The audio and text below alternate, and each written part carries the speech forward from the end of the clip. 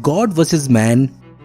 Day versus night, Batman और Superman. वैसे तो इन दोनों पॉप कल्चर आइकन्स को हमने इन्हें एक साथ या अलग अलग कई अलग अलग मीडियम्स में एंजॉय किया था, लेकिन इनके बीच की राइवलरी को सिनेमैटिक फॉर्म में जैक स्नाइडर की Batman v Superman Dawn of Justice ने काफी मैच्योर और डार्क तरीके से प्रेजेंट किया, जो of course core DC fans हमेशा से ही क्रेव कर रहे थे। और इन्हीं डीसी फैंस का हिस्सा हमारे सब्सक्राइबर्स भी हैं, जिन्होंने इस मूवी के फैक्ट को जानने के लिए हमें कई बार इस मूवी को कमेंट्स में सजेस्ट किया था, जिसके लिए आप सबका बहुत बहुत शुक्रिया। तो चलिए इसी नोट पर जानते हैं 15 अमेजिंग, माइंड ब्लोइंग और awesome the Batman v Superman movie facts, वो भी भारी भरकम स्पॉयलर्स के साथ, क्योंकि आज के वीडियो में आपको पता चलने वाला है कि क्यों नहीं बेन एफ्लेक करना चाहते थे इस मूवी में बैटमैन का रोल।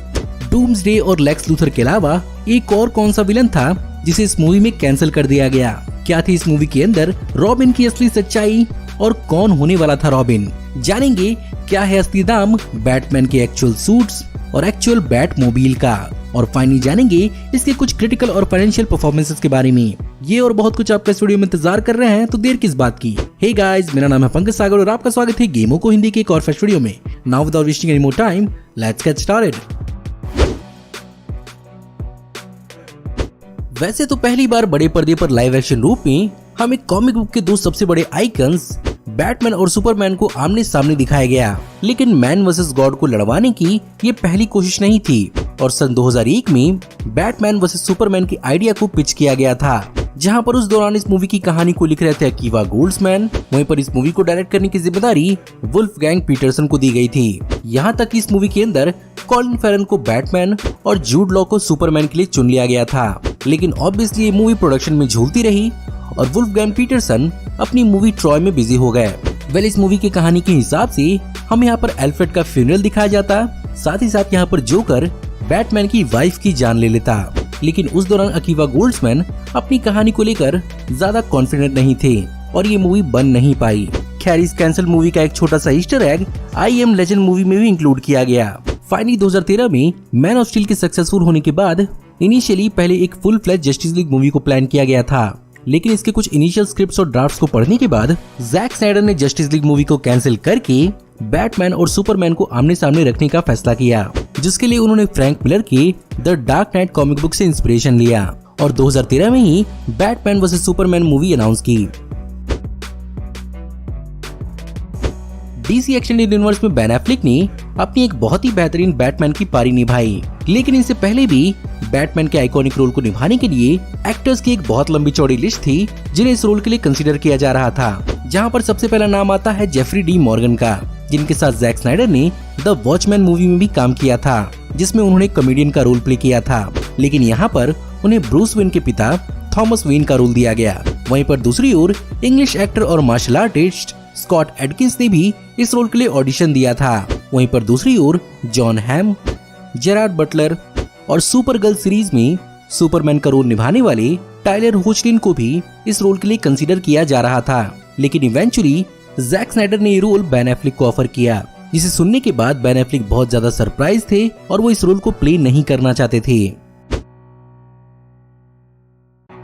अब यहाँ पर बेन एफ्लेक के बैटमैन के रोल को न प्ले करने की एक अपनी बहुत बड़ी कहानी है, क्योंकि ऑनेस्टली बेन एफ्लेक भी बैटमैन के एक बहुत बड़े फैन हैं, जहाँ पर उनके फ्रेंड केविन स्मिथ के हिसाब से उन्होंने अपने घर के बाहर एक बैटमैन का एंट्रेंस भी बनवाया था, लेकिन वहीं पर 2003 में उन्हें मार्वल के डेयरडेविल का रोल ऑफर किया गया और यहाँ पर इस कैरेक्टर के बैटमैन से सिमिलर होने की वजह से उन्होंने इस रोल को एक्सेप्ट भी कर लिया। बट ये मूवी दुनिया भर में बहुत जोर से पिटी और बेन एफ्लेक ने उसी दिन से कसम खा ली थी कि वो किसी भी तरह के comic book super hero film में काम नहीं करेंगे। लेकिन जब यहाँ पर जैक स्नाइडर ने अपना विजन उन्हें समझाया, तब उन्हें इस मूवी के अंदर काम करने के लिए इंस्पिरेशन मिली और जैसे ही उन्हें कास्ट किया गया, उन्होंने उसी दिन से हफ्ते में संडे को छोड़कर हर दिन 2 घंटे जिम में बिताना शुरू किए और इस मूवी की शूटिंग तक उन्होंने 8% बॉडी फैट के साथ अपना लगभग तकरीबन 9 किलो तक वजन बढ़ाया।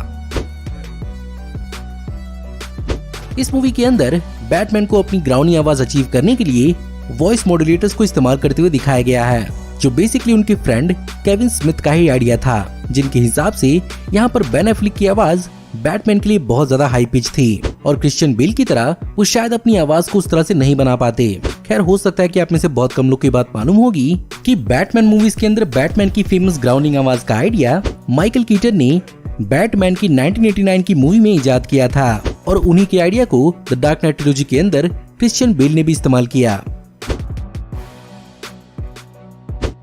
अब यहाँ पर ये बात किसी से छुपी हुई नहीं है कि बैटमैन का अकेले दम पर फैंडम कितना बड़ा है और जमाना चाहे कोई भी हो, बैटमैन के फैंस इस बात को साबित कर ही देते हैं कि वो उसके लिए कितना लॉयल और पॉजिटिव हैं। खैर बात करते हैं बेन एफ्लेक के बैटमैन की, क्योंकि यहाँ पर वार्नर ब्रोस के एग्जीक्यूटिव्स ने उन्हें इस बात की एक बहुत कड़ी हिदायत दी थी कि वो कभी भी अपने इस मूवी में कास्ट होने की ऑनलाइन पब्लिक के रिव्यूज, रिएक्शंस और ओपिनियंस को ना पढ़ें। End of course Ben Affleck ने एक बहुत ही अच्छे बच्चे की तरह इस बात को नहीं माना और वो ऑनलाइन चले गए और जिमी फैलन शो में उन्होंने बताया कि उनके इस कैरेक्टर के रूप में कास्ट होने का ओपिनियन लोगों का इतना बुरा था कि वो जल्द ही ऑफलाइन हो गए। When I look on this thing, I look down the first comment. Yeah. It's like Ben Affleck's going to be Batman. The first one just goes, no.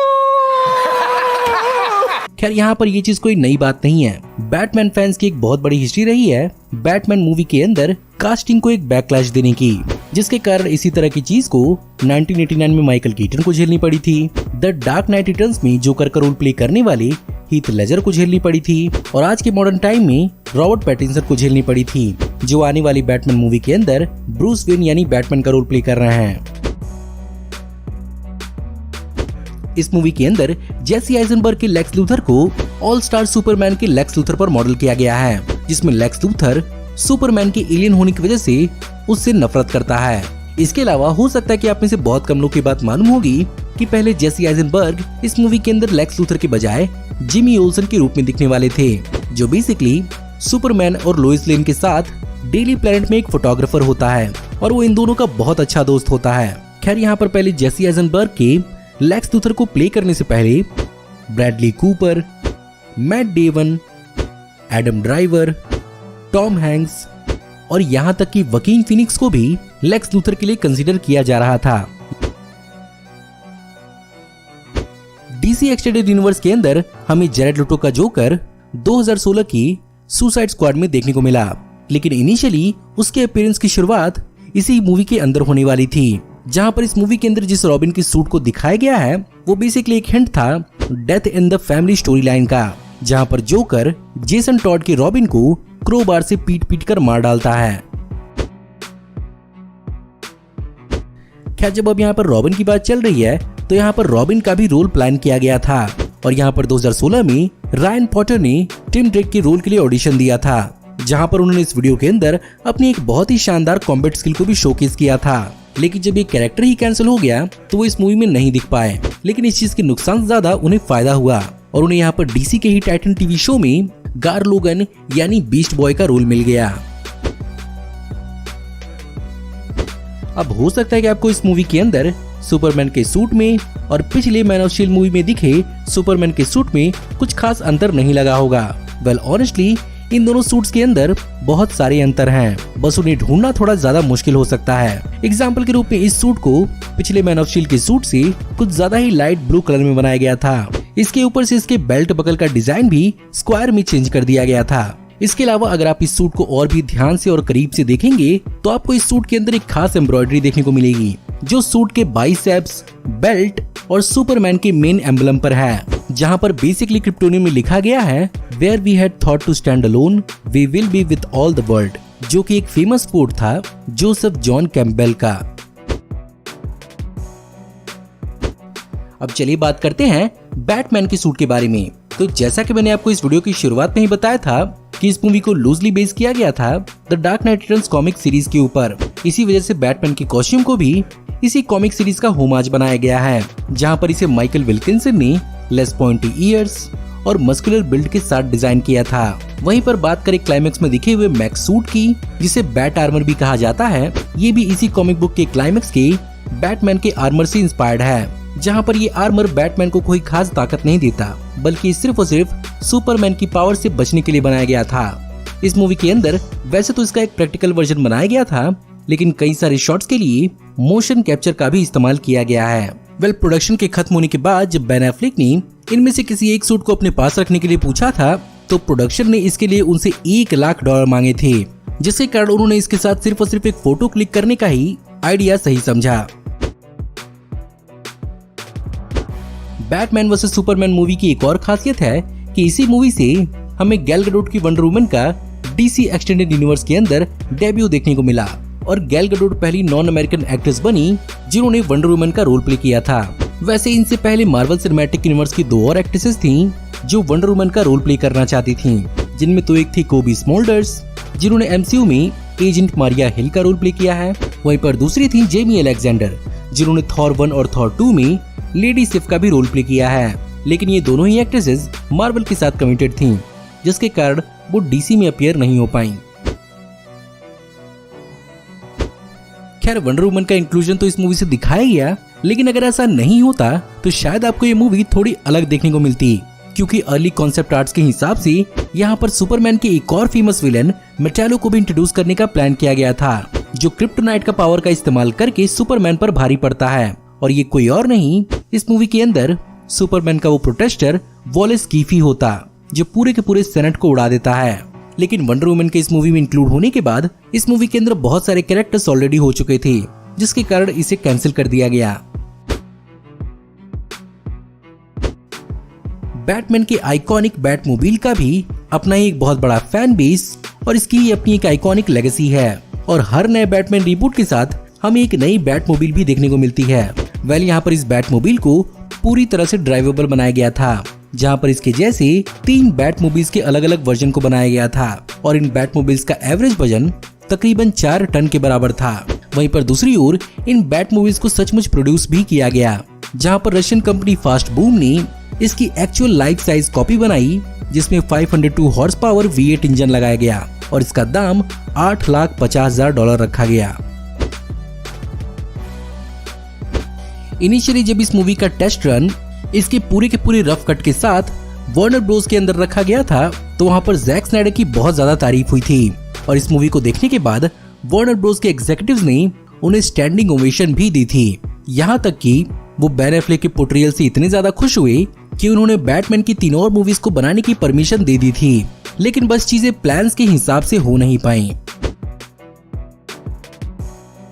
अब बात करते हैं बैटमैन वी सुपरमैन के critical और financial performance के बारे में। बात करें क्रिटिकली तो इस मूवी को तकरीबन 250 से लेकर $300 मिलियन की बजट पर बनाया गया था, जिस बजट पर इसने $873 मिलियन वर्ल्ड वाइड कमाए थे। लेकिन वहीं पर वार्नर ब्रोस के इस मूवी पर $165 मिलियन के प्रमोशन में खर्च करने के बाद और दूसरे वीकेंड में ऑडियंस में तकरीबन 68% की गिरावट के बाद इस मूवी को एक बॉक्स ऑफिस फेलियर कंसीडर किया जाता है, क्योंकि ऑफ कोर्स इतने कैरेक्टर्स और इतने शानदार एफर्ट्स के बावजूद भी ये मूवी $1 बिलियन का भी मार्क क्रॉस नहीं कर पाई। वहीं पर अगर बात करें क्रिटिकली, तो क्रिटिकली ये मूवी बहुत ही ज्यादा डिवाइसिव साबित हुई, जहां पर इनिशियली वार्नर ब्रोस ने जैक स्नाइडर के पूरे कट को थिएटर्स में रिलीज नहीं किया था, जिसके कारण बहुत सारे लोगों को इस मूवी का कोर कॉन्सेप्ट और डार्क टोन का एक्चुअल फील मिल नहीं पा रहा था। ऑफ कोर्स बाद में इसका एक अल्टीमेट एडिशन 38 मिनट की एडिशनल फुटेज के साथ R रेटिंग के साथ रिलीज किया गया, जिसने इस मूवी के प्रति लोगों का नजरिया थोड़ा ज्यादा चेंज किया। वहीं पर अगर बात करें किसी प्रकार के अवार्ड्स की, तो इस मूवी को कोई खास नॉमिनेशन या अवार्ड नहीं मिला।